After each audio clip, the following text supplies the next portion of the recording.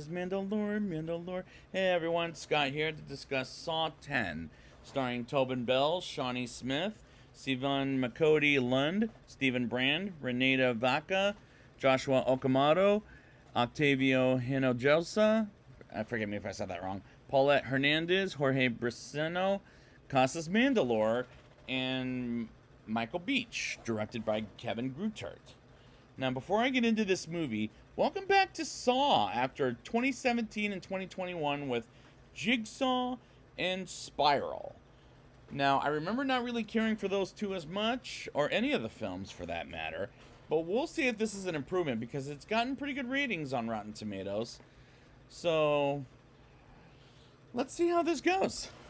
We open in between the end of Saw 1 and the beginning of Saw 2 with John Kramer returned by Tobin Bell in an MRI scan in a hospital, with the doctor saying the next day John has a tumor brain cancer in his head and has months to live. As he leaves, he witnesses a custodian attempting to steal a patient's belongings, and we see him wake up in a trap where he has 60 seconds to push a button and his fingers break and his eyeballs is vacuumed in a tube. And I have a phobia of eyeballs in general being done wrong. And this scene did scare me in the wrong way. And we suddenly see, after the trap is done, that it was a vision of John's as the custodian sees John watching him. And John says, "Good choice," as he leaves the room. And I like that as an opener because it grabbed me. And that is something a Saw film has never done before in any of the other movies. He goes to cancer support group, meeting with other cancer patients, including Henry Kessler, played by Michael Beach, who has terminal cancer and vows to keep fighting it until the end of as 4 months pass. And John sees Henry as healthy as a horse at a coffee shop, and he gives out the information of a cure from a Norwegian Dr. Finn Peterson.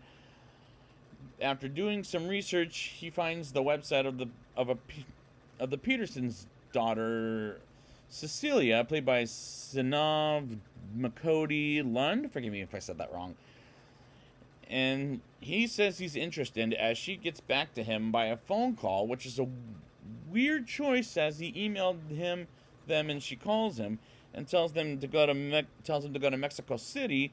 And I found that kind of odd because it makes me think she's already a fraud, as does the trailer describes it, so that didn't fool me as much.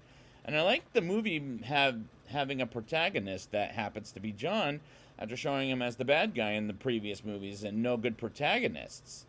And John is the good protagonist in this movie, as well as an accomplice on whom I'll talk a little later about later in the movie. John goes to Mexico City, and Cecilia, as he has a long drive until some kidnappers take John away to a house where he meets Gabriella, played by Renata Vaca, introducing the house to John, and goes to his room and meets Cecilia, as well as a little boy named Carlos, played by Jorge Braceno, and his father, who's a caretaker of the house. And Cecilia shows John where the surgery is going to take place and meets with Mateo, played by Octavio Hinojosa, Valentina, played by Paulette Hernandez, and Parker Sears, played by Stephen Brand, whom I know this actor from The Scorpion King from 2002. And they test John's cancer, and he talks out with Cecilia about helping people and the sun setting to rise again. And he sleeps for the night and wakes up and sees Carlos and helps him with his bicycle and learns Pole and Spanish, which will come back later in the movie. And I really like how the movie has an emotional side to it, as it doesn't have to be a gore fest. It's actually better than that as far as I'm concerned. The surgery happens without pulling the surgery out, as John realizes a little later on. He wakes up with a bandage on his head, and Cecilia advises him to try to not get it wet, as he's led to believe he's cured. And based on the trailers, I wasn't really buying he was cured, but that's okay, because we wouldn't have had a movie without that subplot. John grabs an alcoholic beverage for the people who helped cure him, so he believes, and goes to the house and realizes as the tumor was never pulled out of him, based on the bandage, now not being stitched up, and videos of how to do surgery online. And what a fucking fraud Cecilia is. And at this point, I really wanted to see that bitch die at the end of the movie. That's how much I hated her as a character. John takes the same taxi cab as he did earlier and kidnaps the driver named Diego, played by Joshua Okamoto, and has 3 minutes to unlock a bomb out of his arms, which is making me think of 127 Hours when James Franco has to cut his arm out of the rock, and he does make it in time. While in pain, John kidnaps Valentina before she gets raped. Mateo, who's a veterinarian, and he's terrible with the dogs, and he gets captured from the vet, and Gabriella going to the bathroom while taking, it was Gabriella going to the bathroom while taking drugs and gets captured from there. And Cecilia gets captured in their house by John and Amanda Young, another protagonist I like, returned by Shawnee Smith. And I like the fact she's back because remember, this is taking place between Saw 1 and Saw 2.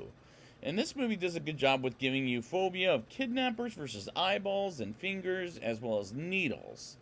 Cecilia, Mateo, Gabriella, and Valentina wake up on a trap, and John and Amanda come in and prepare for their game, which will be a brutal but a good time for the audience that are Saw fans and have seen the previous movies like I have myself. Valentina has no choice but to cut her leg off, and giving 350 pints of blood, or else her head will be cut off and she's done for. And honestly, she deserved it after all. Also, and there were times that I kind of noticed Amanda getting soft on John a couple of times, and someone calls the cell phone, and Cecilia finds it in the table and getting strings out of Valentina to reach the phone so she can call Parker. And Amanda sees and shocks her. And how did I know that? Well, the ending. We'll get there. And cleans up their mess, and John enters the room, and Cecilia confesses she's a fraud and lies about calling her father, whom I swear to God I thought was dead. And Parker comes to the building and gets knocked the fuck out by Amanda, and Trap Parker is too stupid to realize Cecilia wouldn't die, so she can go fraud more people, and that is why I'm begging that bitch to die at the end of the movie.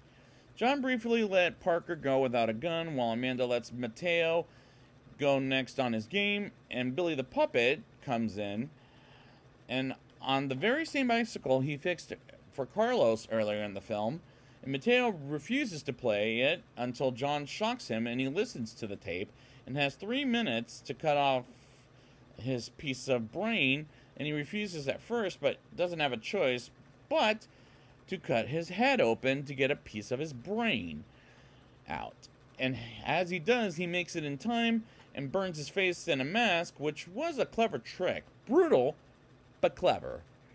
John tells Amanda he's dying and they hug it out, and John runs out of time and lets Parker finally go, and Gabriella's game is next, and she can't help but throw the tape recorder, but John says that's not an option, and she's forced to play the game, which happens to be cutting herself free on one hand and ankle.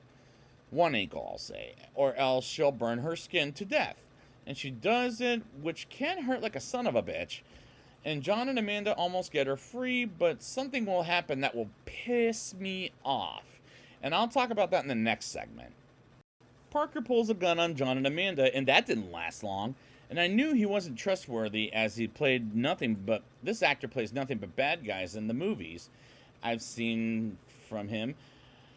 And he gets John and Amanda to free Cecilia and trap John and Amanda, while Cecilia and Gabriella kills Gabriella with her foot.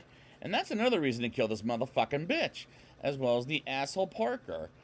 And Amanda tells Parker Cecilia is going to betray them, and they almost die until Carlos plays with the ball, and Cecilia traps Carlos in order to make John suffer while killing an innocent boy, in which Cecilia is responsible for that bullshit trick to apply, and Parker turns on the machine to kill both John and Carlos by pouring blood on both of them. And despite I like the movie, that's a bullshit way to kill either a kid or the protagonist of the movie, as he will be back in Saw 2 and 3, might I add.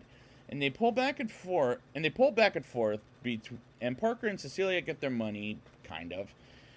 They think they've earned, but a clever trick comes which sets off the blood pouring with John and Amanda and Carlos, and they get free and poison both Parker and Cecilia, and they emptied the gunpowder in the bullets, and Diego tells John it was Parker, and he called the phone earlier. They knew he was coming to trap them, and they trap him with Cecilia with poisonous gas, and Cecilia kills Parker while covering Carlos's eyes, which was pretty funny, and John and Amanda gives Carlos the money to give to his family and gets him home, dying hanging her head out of the hole, and credits roll to a mid-credits scene where John traps Henry in the shithole bathroom from the first movie, with Hoffman, returned by Mandalore causes Mandalore, as he doesn't have the wound any further, and I like the climax up for how clever it is, but it has problems for damn sure. Now it's time for my rating. I'll give this movie a 7.0 out of 10. Despite this may be the best in the Saw franchise, but it does have some flaws.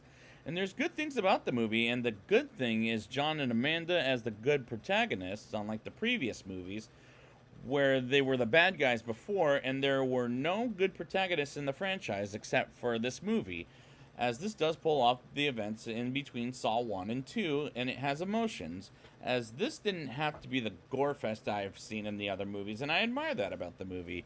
This is a brutal but good time if you're a Saw fan and have seen the previous movies like I have myself, as the traps in this movie are deadly but clever, and the story has emotion as far as I'm concerned. As the cancer story is concerned, I should rephrase that, and I thought this movie would be a particular Saw film where at the end it's garbage, but at the end of the day, this is the best in the franchise, as I'll probably watch this again on streaming. I won't own this on disc by any means, but it was a good movie. So I'll give it a recommendation to this movie, so for having heart and some moments some people maybe want to look away from, but at the end of the day, it was pretty good. So I'd like to thank you guys for coming back with me to the Saw series for the third time, and until then, game over.